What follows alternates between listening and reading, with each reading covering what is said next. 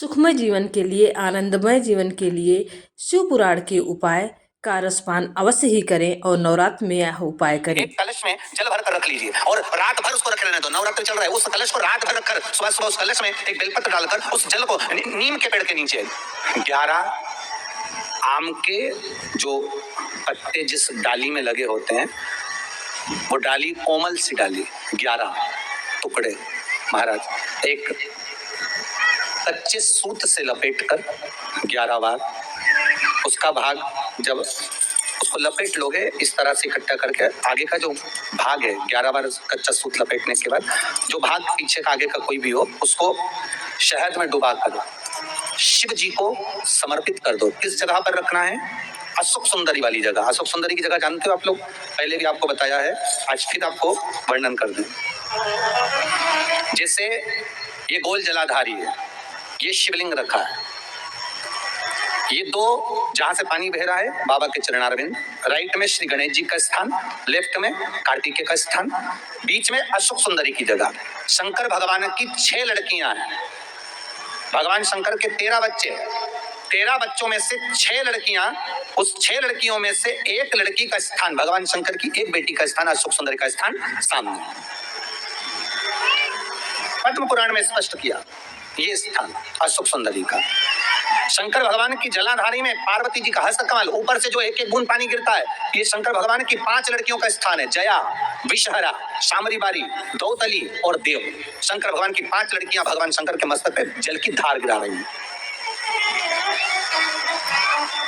बीच में जो अशोक सुंदरी का स्थान है महाराज, उस जगह पर शहद का मुख, जो शहद आपने भिगोया है, उस शहद का मुख शंकर जी की ओर कर कर इसी चैत्र के महीने में, इन्हीं नवरात्रि में शंकर भगवान के उस अशोक सुंदरी की जगह पर शहद का भाग शिव जी की ओर रख दें। महाराज अगर घर में संपदा की कमी हो या कोई पैसा खा गया हो, रुपया नहीं दे रहा हो, पैसा अटक गया हो, तो उस शहद को शिव जी की ओर मुख कर उस आम के पल्लव की जो डंडी है उसको 11 डंडी को वहां रख दीजिए और उससे अपनी कामना कर कर आ जाइए। हो सके उस शहद में से थोड़ा सा शहद किसी रुमाल पर, किसी कपड़े में लगाकर उसको रख लीजिए। जिस व्यक्ति से पैसे लेना है, जिस व्यक्ति से पैसे मांग रहे हो, उससे एक बार जाकर मिल लीजिए, एक बार उसको खबर कर दीजिए। बाबा चाहेगा भोलेनाथ तो नवरात्रि में ही पैसा वापिस आ जाएगा, अगर शिव कृपा कर दे। ये बाबा की करुणा। आम का पल्लव कोई साधारण नहीं जिसको कलश के ऊपर रखा जाता है, शिव की कृपा। जिस आम के पेड़ पर स्वयं कामदेव चढ़कर भगवान शंकर के तीसरे नेत्र द्वारा जलकर भस्म हो जाते हैं, वो आम का पेड़ साधारण नहीं हो सकता, सहज नहीं है। और वैसे भी शिव शिव है महाराज। आम का जो पत्ता होता है, आम का जो पल्लव होता है, उस आम के पत्ते पर हल्दी और सिंदूर, इन दोनों से स्वस्तिक का निर्माण किया जाए। देवी भागवत का संवाद है, बहुत ध्यान देना महाराज। जिन कन्याओं का विवाह ना हो, पंचमी के दिन, नवरात्रे की कोई सी भी पंचमी, मतलब जो पंचमी तिथि पड़ेगी, कोई भी नवरात्र हो, चाहे वो 4 नवरात्र में से, चाहे वो पौष का हो, अश्विन का हो, चैत्र का हो, आषाढ़ का हो, किसी भी नवरात्रे में आप कर सकते हैं। एक पान के पत्ते पर, एक ही पत्ते पर जो 2 स्वस्तिक बनेंगे, एक हल्दी का बनेगा, एक सिंदूर का बनेगा। बस अंतर इतना है, जो हल्दी का स्वस्तिक है उस पर कंकु के चावल अर्थात रौली के चावल, रौली कुंकू के चावल रखना है, और जो सिंदूर का है उस पे हल्दी के चावल रखना है। इतना रखकर जिस लड़का लड़की का विवाह नहीं होता उसकी हथेली पर रखकर उसका नाम और गोत्र बोलकर महाराज उसको ले जाकर नीम के पेड़ के नीचे उसको रख दिया जाता है। मात्र 3.5 या 4 महीने ऐसे रहते हैं जिसके अंदर उस लड़का लड़की का विवाह पक्का हो जाता है। जिसका विवाह नहीं होता केवल उसी के लिए, जिसका मंगल विवाह ना हो रहा। आम के पल्लव में शिव का वर प्रदान है, आम के पल्लव में शंकर का आशीर्वाद, आम के पल्लव में शिव का आशीर्वाद। के दिन लोग देवी जी की स्थापना करते हैं, तो क्या स्थापना में क्या रखते हैं? कलश रखते हैं ना। तो कलश किस लिए रखा जाता है? कलश का क्रम क्या है? अपन ने अभी तक कथाओं में बहुत सुना शिव महापुराण में कि दिए का महत्व क्या है, अपन ने सुना दही का महत्व क्या है, जल का महत्व क्या है। पूरी शिव महापुराण में अपने अलग अलग महत्व को जाना है। पर ये नवरात्रे में जो शिव महापुराण की कथा शुरू हो रही है, नवरात्रे में जो शिव महापुराण की कथा को हम श्रवण करने के लिए बैठे हैं, इसमें हमारा एक संशय और मिटना चाहिए कि भारत की भूमि पर जब माँ आद्य शक्ति की स्थापना होती है, माँ जगतजननी को जब विराजमान किया जाता है, या चैत्र नवरात्रे में, शरदीय नवरात्रे में, आषाढ़ी नवरात्रे में, आदि पौष नवरात्रि में हम जगत जननी जगदम्बा की जब स्थापना करते हैं, या हम नूतन घर का प्रवेश करते हैं, या गणेश जी की स्थापना करते हैं, या कोई दुकान को प्रवेश करते हैं, या कोई शुभ कार्य करने के लिए अग्रण्य होते हैं, तो हम कलश की स्थापना क्यों करते? आखिर कलश में ऐसा क्या है? कलश के अंदर आखिर ऐसा क्या विराजमान है कि 33 कोटि देवता उस कलश के अंदर आकर बैठ जाते हैं महाराज?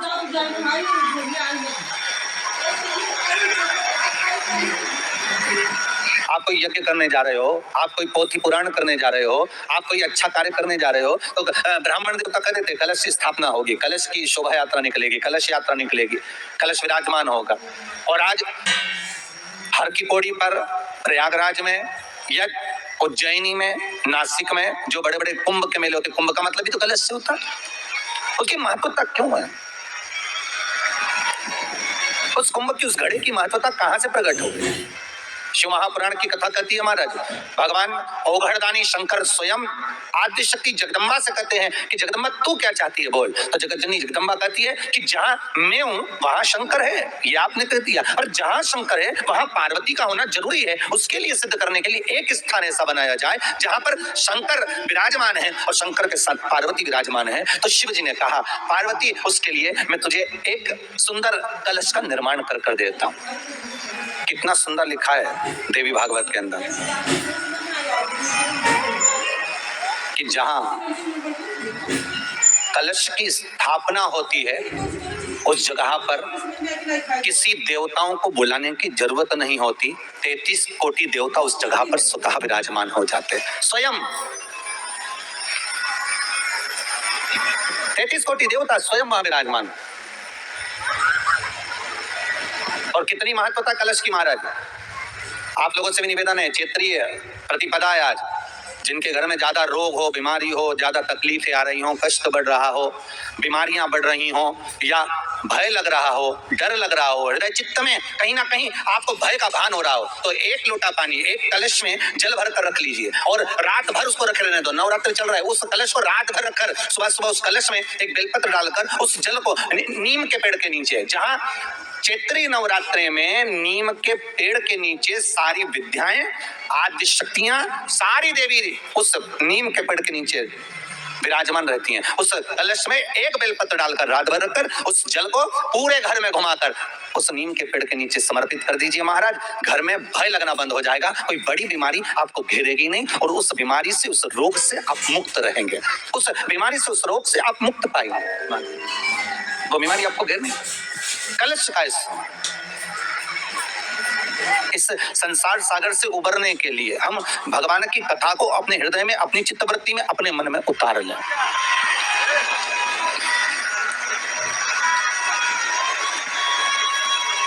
कलिकाल में बहुत सारे साधन है साहब भगवान को पाने के लिए। कोई कहता है कि तुम गंगा के घाट जाओ, कोई कहता है कि तीरथ जाओ, कोई कहता है कि मंदिर जाओ, कोई कहता है कि वहां जाओ, कोई कहता है कि आप बहुत समय तक कहीं सेवा क्रम में लग जाओ।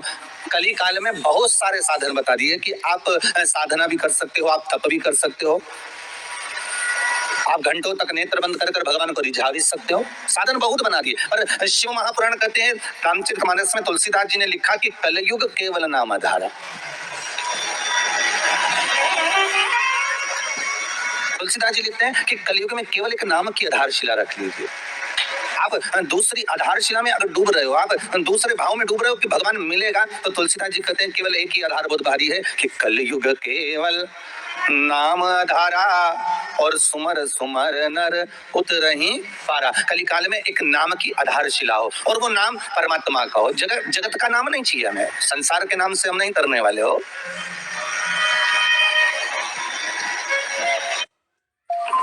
1000 स्टेप्स कैसे कर लेते हो आप? Next climb mount Everest. Job में प्रमोशन के लिए क्या क्या करना पड़ता है, लेकिन खाते का प्रमोशन है बड़ा आसान। सिर्फ एक tap and get 811 super savings account, free platinum debit card, 5% cashback on debit card spend and dedicated customer support. Kotak 811 super, आपके खाते का प्रमोशन।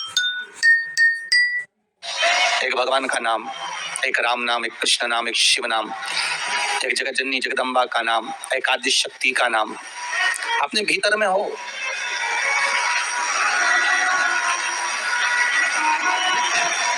और फिर जब उस परमात्मा का नाम हम इस हृदय चित्त से लेंगे, उस परमात्मा के नाम में जब हम डूबेंगे तो उसका आनंद भी तो बहुत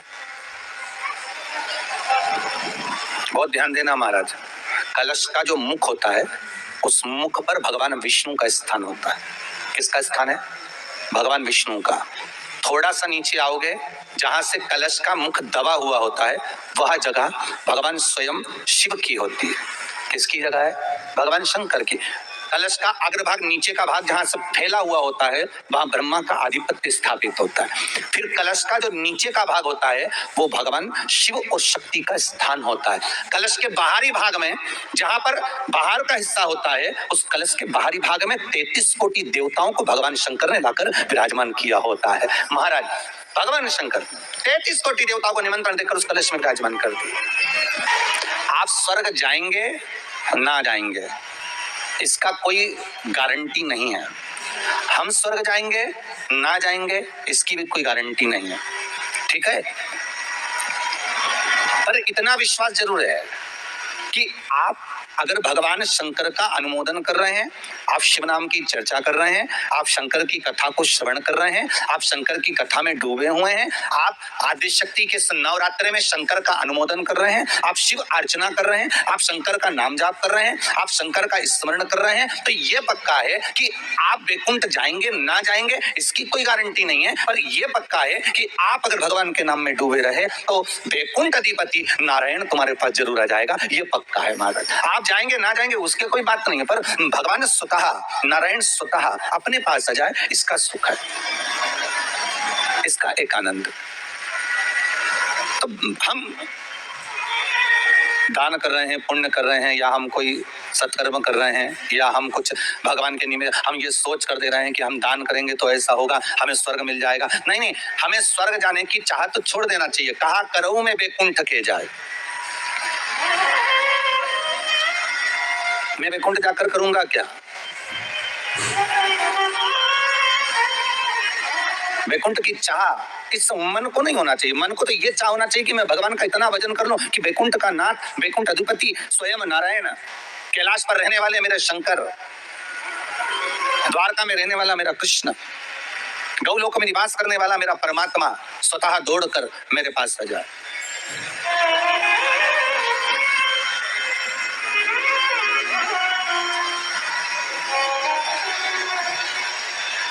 और उस परमात्मा को पाने के लिए महाराज केवल एक नाम का था। तो वैकुंठ आप जाएं या हम जाएं, इसका कोई पक्का भरोसा या विश्वास नहीं, कोई ने लिख के भी नहीं दिया तुमको।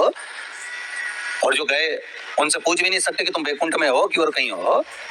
कि किसी ने फोन लगाया था गए हुए व्यक्ति को कि तुम कहाँ वैकुंठ में बैठे हो कि कहाँ हो, तो कोई बताने वाला भी नहीं है कि वैकुंठ गया कि नहीं गया, ये कुछ बोल भी नहीं सकते। पर एक बात और है महाराज, एक बात और अग्नि पुराण में कहा है कि किसी के प्राण छूटने के बाद अगर दुनिया के लोग जब उसको लेकर जा रहे हो, दुनिया के लोग उसको लेकर जाते समय दुनिया के लोग अगर बात कर रहे हो कि हाँ बहुत अच्छा था साहब, भगवत भजन में डूबने वाला था, स्मरण करने वाला था, दान करने वाला था, पुण्य करने वाला था, सत्कर्म करने वाला था, भगवान की भक्ति में डूबने वाला था, अच्छा व्यक्ति था, तो अग्नि पुराण कहती है ये मान लो कि वो जीव ने वैकुंठ का भाग ग्रहण कर लिया।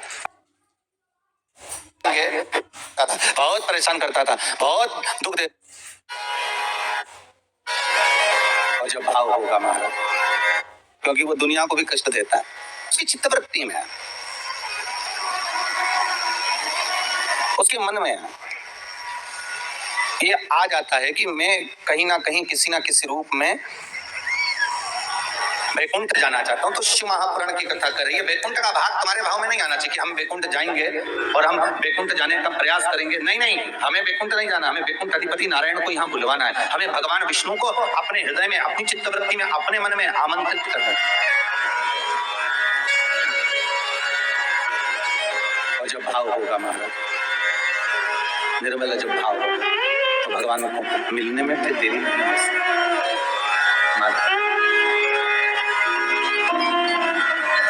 भगवान का चरित्र कह रहा है कि आपका हृदय जितना निर्मल होगा, आप निर्मल भाव से जितना भगवान की भक्ति को धारण करोगे, निर्मल भाव से आप जितना भगवान का भजन करोगे, निर्मल भाव से आप जितना भगवान को रिझाने का प्रयास करोगे, भगवान को उतनी जल्दी प्राप्त करोगे। श्री शिवाय नमस्तुभ्यम। शिव पुराण की कथा में सभी दुख, कष्ट और सभी रोग से मुक्ति का निवारण भक्ति भाव से शिव जी की शरण में जाता है और श्रद्धा विश्वास के साथ उपाय करता है, उसे 100% लाभ होता है। श्री शिवाय नमस्तुभ्यम का जाप 24 घंटे में सिर्फ 11 बार कहने से, लिखने से, सुनने से मात्र से ही जीवन में आने वाली सभी कष्ट समस्याएं समाप्त होती हैं और जो भी बाधाएं आने वाली होती हैं टल जाती हैं। श्री शिवाय नमस्तुभ्यम मंत्र का फल बहुत ही शुभ होता है और कई गुना फल मिलता है। आपके जीवन में जो भी कष्ट है दूर होती हैं और जो भी कार्य हैं सभी कार्यों में सफलता प्राप्त होती है। तो शिव पुराण की कथा सुनने से समस्त पाप दुख नष्ट हो जाते हैं और नवरात्रि में गुरु जी द्वारा बताए गए उपाय को करने से माता रानी प्रसन्न होती हैं और सभी कष्टों को हरती हैं और जीवन में आनंद प्रदान करती हैं। इस तरह से इस वीडियो में दिए गए उपाय को अवश्य करें और अपने जीवन को सफल बनाएं, सार्थक बनाएं और माँ का आशीर्वाद प्राप्त करें। वीडियो को लाइक शेयर सब्सक्राइब करिएगा। श्री शिवाय नमस्तुभ्यम।